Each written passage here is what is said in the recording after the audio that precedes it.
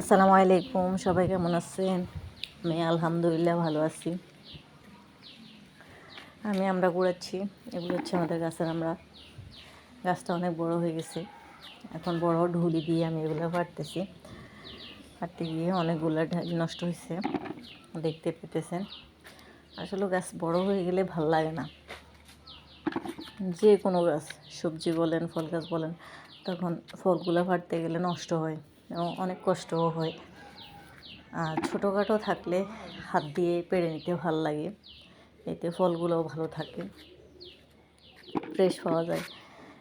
এই ফলগুলো পাড়তে গিয়ে সবগুলোই আমার গায়ে পড়ছে, আমি অনেক ব্যথা পাইছি, আমার হাতে পড়ছে কয়টা। যখন আমি ঢুলি দিয়ে টান মারি, ওগুলো আমার গায়ে এসে পড়ে। এটাই স্বাভাবিক, ফল যেদিকে লাঠিটা টান পড়বে ফলগুলো ওই দিকেই পড়বে। তো আমার গায়ে পড়ছে, এতে ঠালগুলো অনেক নষ্ট হয়েছে, দেখেন অনেকগুলো ডাল নষ্ট হয়েছে। তো মাশাআল্লাহ অনেক ফল ধরছে, মোটামুটি অনেকগুলো ফাটছে। এগুলো এখন পারতাম না, এগুলো আর একটু বড় হবে।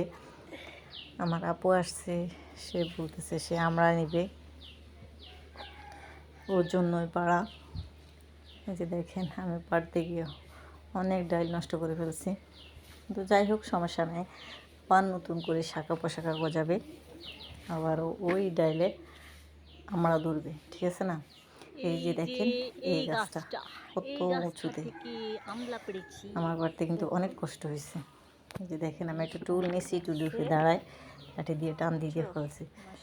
এই দেখেন আমরাগুলা।